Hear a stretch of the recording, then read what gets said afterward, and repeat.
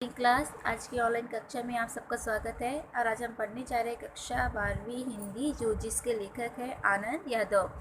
तो इसी पहली कक्षा में हमने पढ़ा था, पूर्व की कक्षा में हमने पढ़ा था कि किस प्रकार बालक आनंदा जो है ना, वो मास्टर सौंदलगेकर से क्या है प्रभावित हो जाते हैं और उसी की तरह क्या है कविता गायन का अभ्यास करते हैं।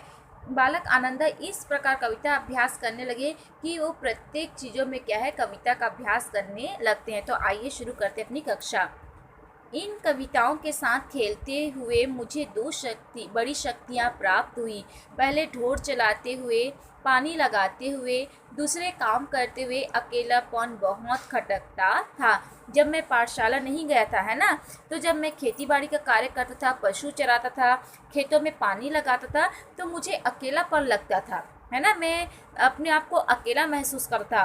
किसी के साथ बोलते हुए, गपशप करते हुए, हंसी मजाक करते हुए काम करना अच्छा लगता था। हमेशा कोई ना कोई साथ में होना चाहिए ऐसा लगता था, लेकिन अब अकेलेपन से कोई उब नहीं होती। देखो आनंदा में क्या सुधार हुआ कि अब उसे अकेलापन अच्छा लगने लगा। क्यों? क्योंकि उस अकेलेपन में वो क्या है मास्टर द्वारा सिखाए गए कविताओं का अभ्यास करने लगा। मैं अपने आप से ही खेलने लगा। उल्टा अब तो ऐसे लगने लगा कि जितना अकेला रहूं उतना अच्छा। इस कारण कविता ऊंची आवाज़ में गाई जा सकेगी, किसी भी तरह का अभिनय किया जा सकेगा। कविता गाते गाते थुई थुई करके नाचा जा सकता है। मैं सचमुच ही नाचने लगता था। मैंने अनेक कविताओं को अपनी खुद की चाल में गाना शुरू किया। खुद की चाल मतलब अपने ढंग से। अनंत काणेकर की कविता जिसकी पहली पंक्ति इस प्रकार है, चांद रात परिस्ते पांडरी गाया धारणी वरी को मैंने मास्टर की चाल से अलग अपनी चाल में बिठाकर गाई। यह चाल एक सिनेमा के गाने के आधार पर थी। वह गाना केशव कांडनी जाति नामक छंद में था। उस कविता को मैं मास्टर की अपेक्षा ज़्यादा अभिनय के साथ गाता था। चेहरे पर कविता के भाव पैदा करने का प्रयत्न किया करता था। मास्टर को मेरा प्रयत्न इतना अच्छा लगा कि उन्होंने 6ठी-7वीं कक्षा में सभी लड़कों के सामने मुझे बुलवाकर गवाया। पाठशाला के एक समारोह में उसे गवाया। इसके कारण मुझे लगा कि मेरे कुछ नए पंख निकल आए हैं। मतलब बालक में आत्मविश्वास जो क्या है बढ़ने लगा। मास्टर स्वयं कविता करते थे। अनेक मराठी कवियों के काव्य संग्रह उनके घर में थे। वे उन कवियों के चरित्र और उसके संस्मरण बताया करते थे। इसके कारण ये कवि लोग मुझे आदमी ही लगने लगे थे। खुद सौंदलगेकर मास्टर कवि थे, इसलिए यह विश्वास हुआ कि कवि भी अपने जैसा ही एक हाड़ मांस का क्रोध लोक का मनुष्य ही होता है। मुझे भी लगा कि मैं भी कविता कर सकता हूँ। मास्टर के दरवाजे पर छाई हुई मालती की बेल पर मास्टर ने एक कविता लिखी थी। वह कविता और वह लता मैंने दोनों ही देखी है।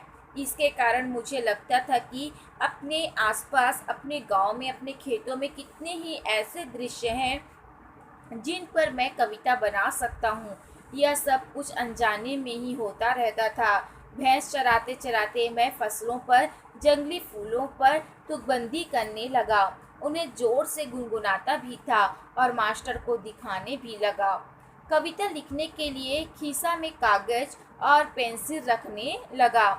कभी वह न होते तो लकड़ी के छोटे टुकड़े से भैंस की पीठ पर रेखा खींचकर लिखता था या पत्थर की शिला पर कंकड़ से लिख लेता। जब कंठस्थ हो जाती तो पोंछ लेता। किसी रविवार के दिन एक आध कविता बन जाती तो सोमवार के दिन मास्टर को दिखाता। बहुत बार तो सवेरा होने तक का धीरज छूट जाता। बालक क्या कर रहा है कि जब मैं कविता बनाता और सवेरा होने का इंतजार नहीं कर पाता तो उसी समय क्या है मैं मास्टर के घर चला जाता। बहुत बार तो सवेरा होने तक का धीरज छूट जाता और मैं रात को ही मास्टर के घर जाकर कविता दिखाता। वे उसे देखते और शाबाशी देते। और फिर कभी कभी तो कविता के शास्त्र पर एक पूरी महफिल हो जाती। बोलते बोलते मास्टर बताते, कविता की भाषा कैसी होनी चाहिए, संस्कृत भाषा का उपयोग कविता के लिए किस तरह होता है, छंद की जाति कैसे पहचाने, उसका लय क्रम कैसे देखें, अलंकारों में सूक्ष्म बातें कैसी होती है, अलंकारों का भी एक शास्त्र होता है, कवि को शुद्ध लेखन क्यों करना जरूरी होता है, शुद्ध लेखन के नियम क्या है, आदि अनेक विषयों पर वे सहज बातें बताते रहते। मुझे उनके प्रति अपनापन अनुभव होता। और जब मास्टर मुझे क्या करते, शिक्षा देते, मेरी कमजोरियों को बताते, तो मैं अपनापन महसूस करता। सारी बातें कौन कह रहा है, बालकानंदा कह रहे हैं। वे मुझे पुस्तक देते, अलग अलग प्रकार के कविता संग्रह देते। उन्होंने कई नई तरह की कविताएं सुनाई तो लगा मैं इस ढर्रे पर कविता बनाऊंगा। फिर तो सारे दिन उस दिशा में मेरी कोशिश चलती।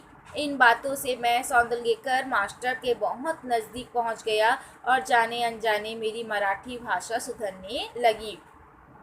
उसे लिखते समय मैं बहुत सचेत रहने लगा, अलंकार, छंद, लय आदि को सूक्ष्मता से देखने लगा, शब्दों में नशा चढ़ने लगा और ऐसा लगने लगा कि मन में कोई मधुर बाजा बजता रहता है ना। तो इस प्रकार आनंदा, है ना, जैसे ही पाठशाला जाता है उसके जीवन में परिवर्तन हो जाता है और कैसे वो क्या है परिस्थितियों का सामना करता है।